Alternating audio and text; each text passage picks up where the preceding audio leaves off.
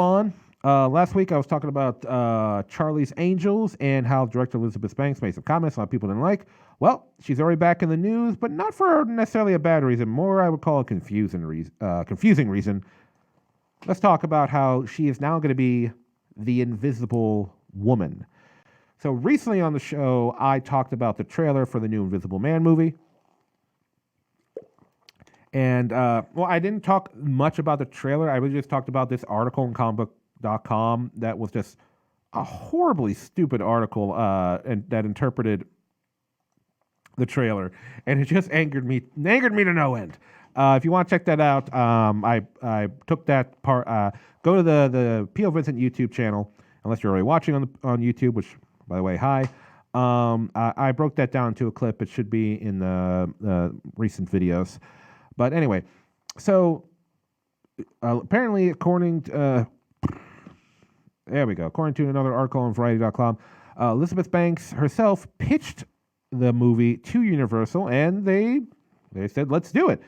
So once again, going back for a minute, originally Universal Studios, Universal was going to make their own cinematic universe to rival Marvel's, but instead of superheroes, they were going to use all the old Universal monsters: Dracula, Frankenstein, the Wolfman, Creature from Black Lagoon, Invisible Man, and there we are. But because The Mummy, starring Tom Cruise, bombed so hard, they decided to basically scrap the interconnected universe. After one movie, they scrapped. So you got to give DC some credit. A lot of people are saying the universe is going to crash sooner or later, but they stuck to it and things are turning around. But not Universal. They were like, one movie, bombed, we're out. But they still decided to make these new monster movies, but have them not be interconnected, be their own individual things, solo films, one-offs. And then we have the Invisible Man movie, which the trailer just, like I said, dropped recently. But now with this announcement that Elizabeth Banks is going to be making an Invisible Woman movie so soon after, we just saw the trailer for this one, makes you go, why are they making two Invisible Man movies? Once again, I get that we're not doing an interconnected universe, and the article does say that the Invisible Man and Invisible Woman these movies will not cross over, they'll not be connected.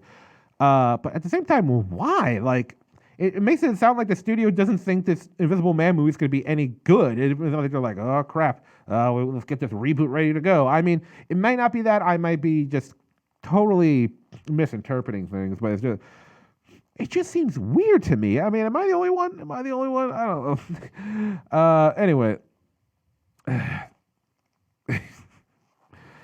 Oh my God! It just seems weird to me. Like, why? I'm having trouble getting over it. If I'm being honest, I'm just having trouble getting over it. As far as Elizabeth Banks goes, I think she's a good. Actress. I've never had a problem with her. Her only two directing credits were Pitch Perfect 2, which did well, and then we have in Charlie's Angels, which has not done well. Which, as I said in the last show, I have not seen the Charlie's Angels movie. I had to make a decision between that and Ford versus Ferrari for the movie I was going to review the other week, and I chose Ford versus Ferrari just because it just was far more appealing, had far more appeal to it in the trailer and the advertisements, the cast, the director, and the story is just more interesting than another Charlie's Angels film.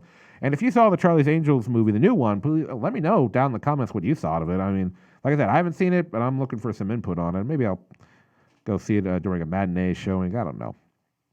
But yeah, so I hope this works out for Elizabeth Banks, because after the failure of Charlie's Angels, if she's going to continue directing, she needs another win. And I do think she's a talented actress.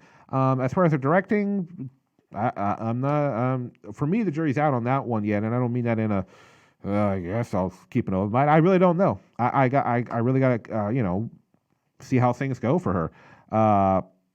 But we'll see where this goes, because she's not only going to direct it, she's going to star in it. She's going to play the Invisible Woman herself. And apparently, I didn't know this. There was an Invisible Woman movie decades ago, and whether or not this movie will draw from the plot of that one, we'll see.